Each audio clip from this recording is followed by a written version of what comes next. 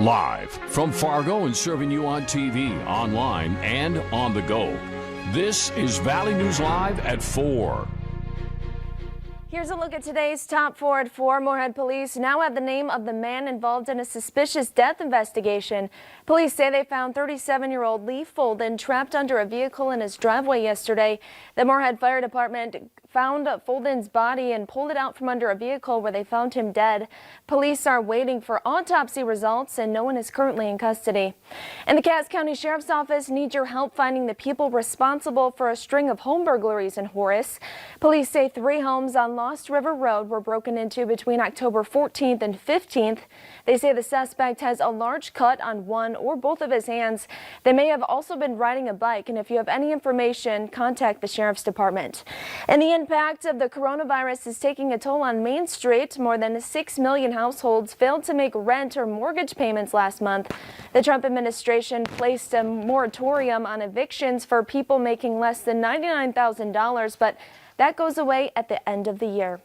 And Election Day is 2 weeks from tomorrow, and both campaigns are feeling the pressure. We'll show you how they're making a last-minute push to attract voters coming up. That's a quick look at today's top 4 at 4. Now let's get a look at our weather with Chief Meteorologist Hutch Johnson. Hey, Hutch. Kelly, thanks so much. Hope everybody out there had a great weekend. Hey, it's going to be a very wintry ride this week across the valley. And this evening, we have a couple of light showers of snow showing up on the radar on the I-94 corridor here in Fargo, but most of it is heading out toward Minneapolis. We are expecting more on your Tuesday and beyond that. Here is a look at the snowfall potential for the day tomorrow. I think this will be mostly an impact to your evening commute on your Tuesday. 1 to 4 inches will be widespread, but there'll be a chance of some spots getting 3 to 5 out in Lakes Country out to the east.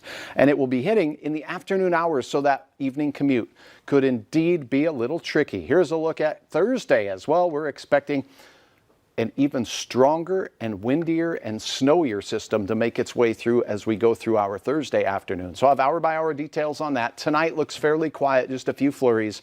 Our winter ride begins tomorrow, does not end until next week. I'll have details on that wild ride here in a few moments. Sorry, Hutch, I'm not looking forward to it. Don't blame you. But thank you. And charges have been filed against the suspect in a drive-by shooting in Moorhead last week.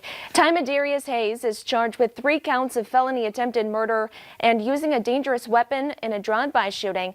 Officers were called to the 900 block of 23rd Avenue South on Friday evening, where they found a victim with a gunshot wound in his leg. He told police he was shot by Hayes while sitting in his car. Hayes was arrested Saturday after the Red River Valley SWAT team executed a search, finding an AR-15 rifle, a handgun, and ammunition. Court documents say Hayes admitted to shooting his rifle at the victim. And Fargo Public Schools says changes won't be made to students' learning plans yet. This decision comes after their COVID-19 task force met this morning. FPS says elementary students will start in-person learning 4 days a week starting on the 26th, while middle and high school students will stay on the hybrid model. The task force will meet again on November 2nd. FPS says the committee will begin focusing on getting the schools to reach full in-person instruction. And early voting in Cass County has officially begun. Sites in Fargo and West Fargo open today. The 3 locations are at the Ramada Inn, the Doubletree Inn in West Fargo, and the Fargo Dome. Those sites will be open from 9 a.m. until 7 p.m. through the end of this week. Additional sites will be open on October 26th. Those are at the Fargo Civic Center, the Hilton Garden Inn, and the Days Inn in Castleton. And officials are now saying the Inman who died over the weekend in Ottertail County is 41-year-old Derek Swerve of Perham. We first told you about Swerve in March. He was arrested for second-degree murder after a body was found inside his home in Perham. He was found unresponsive in his cell Friday night. And the city of Fargo has officially activated their new COVID-19 safety level. Mayor Tim Mahoney ordered the change last week. You are required to wear masks in all city facilities like the public library or city hall. At tonight's city commission meeting, things will also look different. There is no time allotted for public comment, and only 46 people are allowed in the room. That's about a quarter of the usual capacity. And as always, the meetings will be streamed on the city's website. And the presidential campaigns continued their focus on Minnesota over the weekend, with the Trump campaign still viewing this state as a battleground and the Biden camp trying to rally its base. WCCO's Kate Ridat has more. Hello, Minnesota! A socially distanced crowd of people gathered to hear Senator Warren speak on the McAllister College campus in St. Paul. She was here to campaign for former Vice President Joe Biden for president. Because I love to come to Minnesota, and I love it because people here vote their values. In a one-on-one interview, Senator Warren said she's confident voters will turn out at the polls for Biden.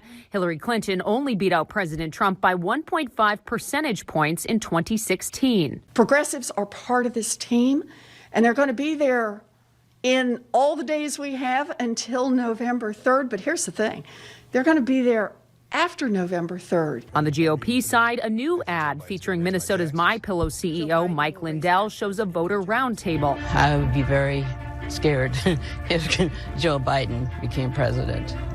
He's committed to the far-left socialistic agenda that Bernie Sanders and the AOC crowd has promoted. On Sunday, President Trump's camp said he will be the one to quell the uptick in crime and violence in the Twin Cities, showing support for the police force. For the president, the biggest concern is that the American people are safe and that you can safely live in your community and in your streets. Minnesota voters have historically voted for a Democrat for president. The last time that the state went red was for Nixon in 1972. Reporting in St. Paul, Kate Raditz, WCCO 4 News.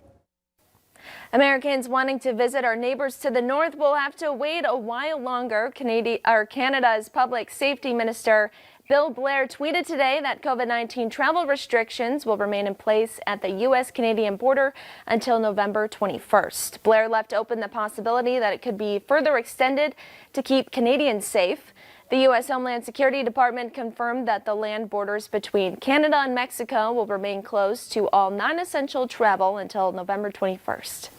And the election is just over 2 weeks away, and President Trump and his Democratic rival Joe Biden are back on the campaign trail. We'll have the latest from the campaigns next on Valley News Live at 4. A wintry ride expected this week. A few flurries tonight. Tuesday, accumulating snow for many, and Thursday could be our first significant winter storm. Your hour-by-hour forecast is next.